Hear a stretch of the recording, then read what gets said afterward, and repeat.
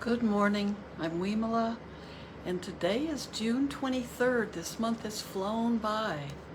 We have a hot one here today, so my goal is going to be to get outside and try to stay as cool as I can. So it's good to have the sunshine. Things are getting kind of parched, but we're in a better situation than so many places in the country and the world, so no complaints here. I do want to read a little bit from a book that was given to me at the temple, but I want us to meditate first, and then I'll read a little bit. Just a little, but we'll sit first. And sitting is sometimes a very good preparation for meditation. Sitting is meditation. It can be a good preparation for just getting enough stability of the mind and let the mind settle down to get on with the other things you want to focus on for today. Or you can just stay with your meditation and deepen the insight and the wisdom just by being more and more just settled, having the mind settle. It's like that water that when it settles you can see clear through to the bottom. And that's what those deeper states of, not deeper states, not the right way to say it.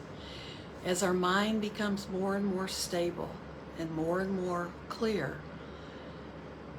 then we can see things as they really are, and we can see things as we can see ourselves as we really are.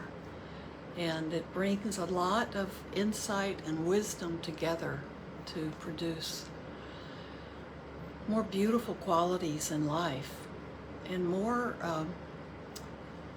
just more peace in our daily life. So even when you can only sit for a little bit, if you have a busy day, that's especially a good time to try to get in some practice, even if it's just a little walking meditation, or see if you can do your morning routines with that mind that's very intentional. And that can almost be those routines. It's not just when you wash the dishes or do those kind of chores. It might be while you're brushing your teeth and taking a shower and getting moving in the morning. You can use that as your meditation. It should become our daily lives are meditative. So let's sit for a bit, and then let's sit for about 10 minutes, and then I'd like to read maybe 10 or 15 minutes. Okay.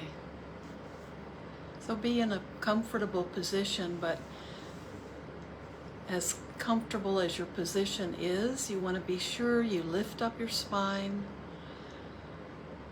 so your body is more at attention. It doesn't have to be on alert, but you want it to be attentive. And that helps us stay awake, and it also helps us begin to get in that framework of being observant of everything, not slouching and kind of taking a little nap, but being awake.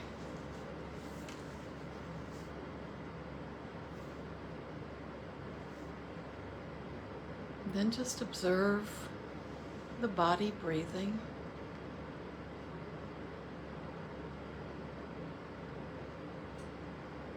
If you can, close your eyes. It gives you a little bit of release from all the visual distractions.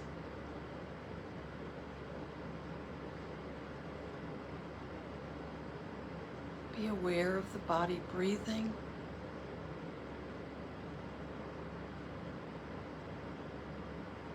And if you notice you're still restless, take a few, just 2 or 3 deep breaths in and out. Just to help gather yourself together.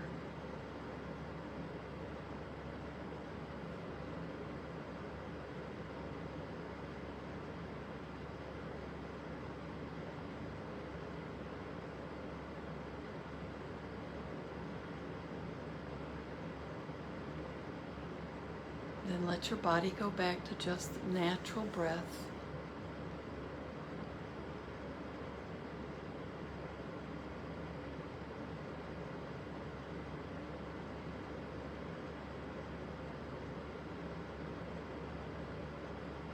Be aware of your breathing. Two good spots. You can pick one and stay with that for the meditation you do. Not every time. You might want to switch from time to time, but don't switch back and forth in one practice. We often pay attention to the breath around our nostrils. It can be very subtle. You can breathe in the warmer air. Well, warmer, it's usually cooler than the body. Breathe in cooler air, and as you breathe out, you may notice the warmth of the air as it blows across your upper lip.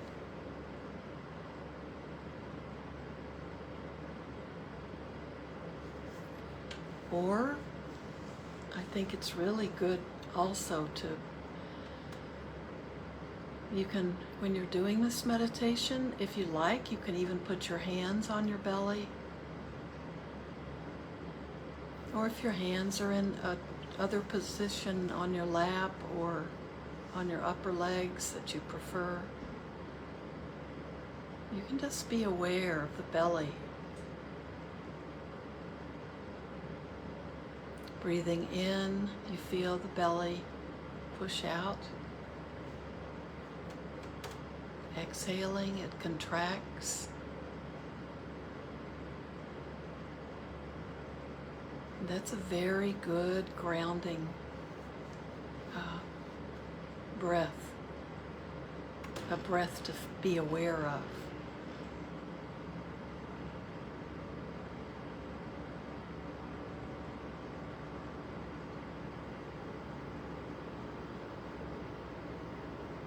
And when we've lifted our spine up, maybe rolled our shoulders back, we're more aware of that air going down into our lungs, and we can feel it in the belly because of the diaphragm. We're getting more air into our lungs.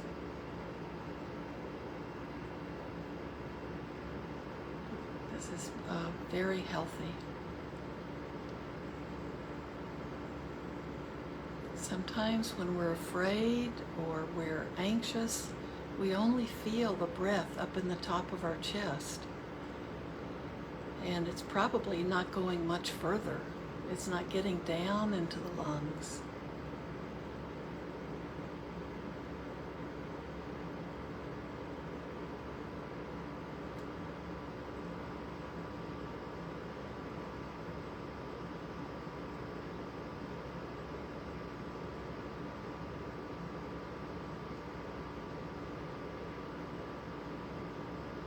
Let's just all be with the breath.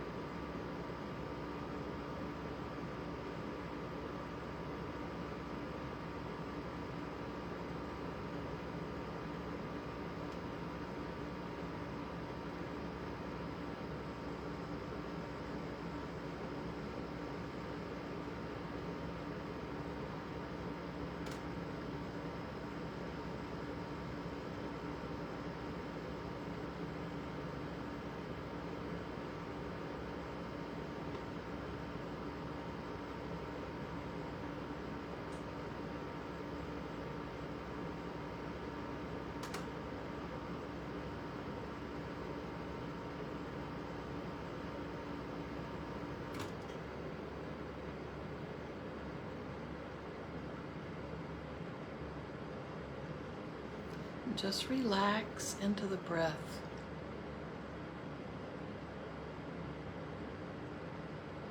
If thoughts arise, you can just say thinking,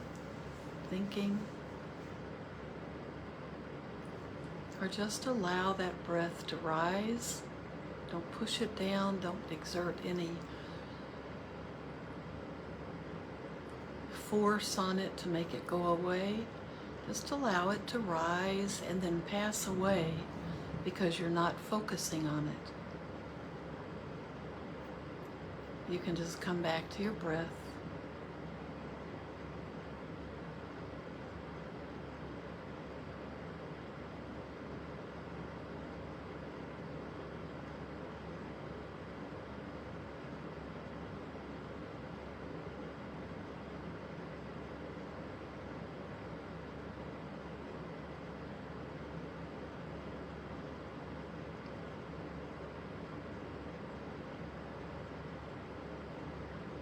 Whenever you get distracted, just come back to the breath.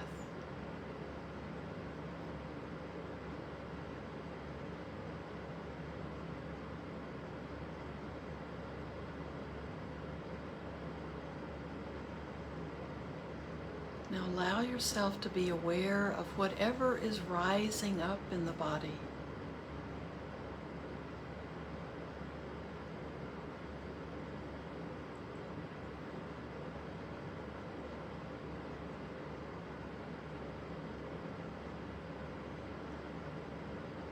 This might be like greeting a good friend, or it might be like welcoming the unwelcome.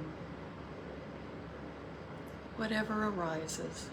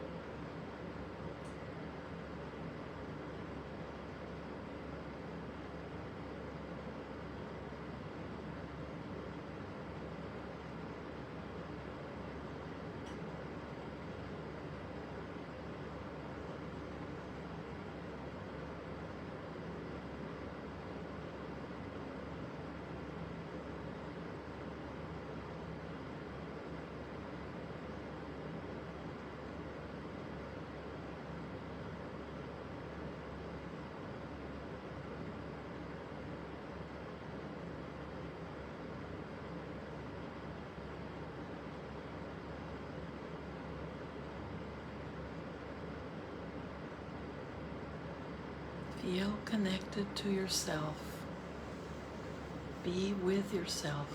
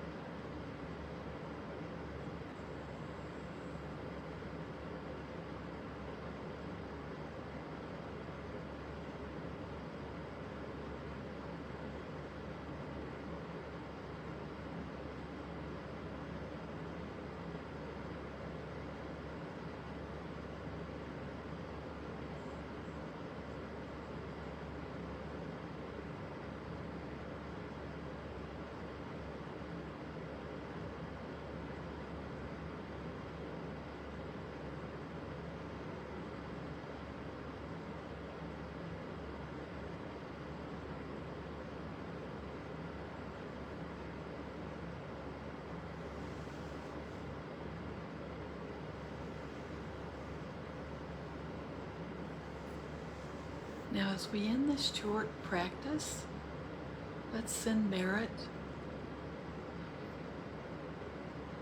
May everything I say and do and think today be not only for benefit to myself, but be of benefit to all living beings. May I be a refuge for those I encounter, whether it be people or creatures.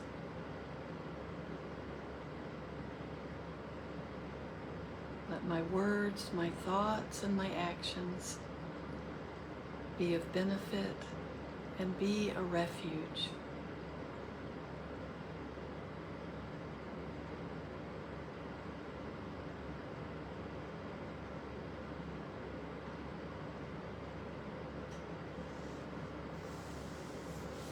Thank you. So now we have time. I'd like to read just a small section from a book that was at the temple, How to Live When a Loved One Dies. And it's selections from writing of Thich Nhat Hanh.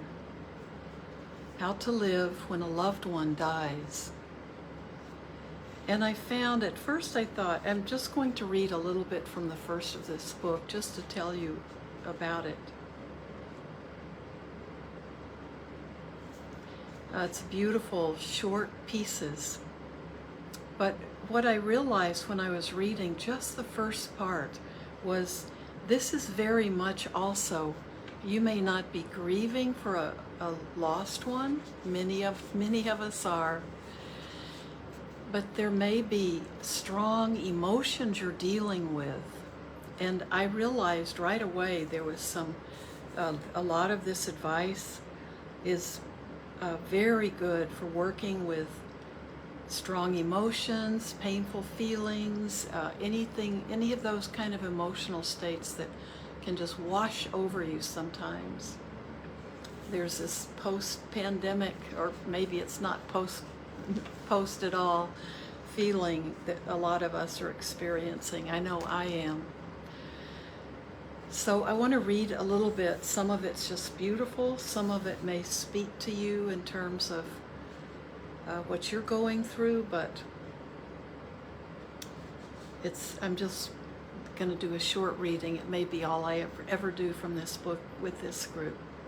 But the editor says, here are some of Zen Master Thich Nhat Hanh's most insightful teachings on grief and loss, together with self-care meditations and practices in the Plum Village tradition, compiled by the editors. We hope these meditations and practices will help you find relief, comfort, and healing in the face of grief and loss, and help you reconnect with yourself, your loved ones, and all of life. The first poem that opens the book, even before that note, is called Oneness. The moment I die, I will try to come back to you as quickly as possible. I promise it will not take long. Isn't it true I am already with you? As I die each moment, I come back to you in every moment. Just look, feel my presence. If you want to cry, please cry, and know that I will cry with you. The tears you shed will heal us both. Your tears are mine. So the first part is on grief, and the second is called Surviving Our Strong Emotions. So I want to just read a little bit on grief. Our loved ones are in us, and we are in them. When a loved one dies, a part of us also dies. Sometimes we think that our loss is so great that we will never be able to be happy again. When we lose a loved one, our heart is filled with a deep suffering that we cannot express. But we can express our pain in tears. We can cry. When you cry, you feel better. Men can cry too. I wanted to cry when I saw someone else crying. It is human nature to cry. To be able to cry brings comfort, relief, and healing. If you want to cry, please cry, and know that I will cry with you. The tears you shed will heal us both. Your tears are mine. I stamped my foot and cried the moment Mother died. That morning was a beautiful, rosy morning, but at midnight the wind blew hard. Like a tree in a storm, when a painful emotion comes up, stop whatever you are doing and take care of it right away. Bring your attention home to what is happening in your body. The practice is simple. Put your hand on your belly and feel the movement of your breathing. Bring all your awareness down from your head to your navel and stop thinking about what upsets you. In a storm, the leaves and branches at the top of the tree thrash about wildly. The tree looks so fragile and vulnerable, as though it could break at any moment. But when you bring your attention down to the trunk of the tree, you see the trunk is very calm and still. You are no longer afraid because you realize that the tree is strong and stable, that it is deeply rooted in the soil and can withstand the storm. And I'll read this one more as it's just a short page, but it's called Self-Care Belly Breathing. A strong emotion is like a storm, but if we know how to practice, we can survive the storm. When we are caught in a storm of strong emotions, we need to identify what is causing our emotional response and gently disengage ourselves from it straight away. Whether it is a thought, an image, a sound, a smell, a touch, or a person speaking, we turn our attention away from it for a moment and bring all our attention back to our breathing. If we continue to pay attention to or think about what is causing us to suffer, it will only increase our strong emotions. So we practice deep belly breathing. Whether standing, sitting, or lying down, we become aware of our breathing. If our breathing is rapid and shallow, we notice it and shift our attention from our throat and chest down to our belly and focus on the rising and falling of our abdomen. The practice is simple. Breathing in, I am aware of my abdomen rising. Breathing out, I am aware of my abdomen falling. Gradually, the storm will subside, our breathing and our heart will calm down, and we will feel more at peace.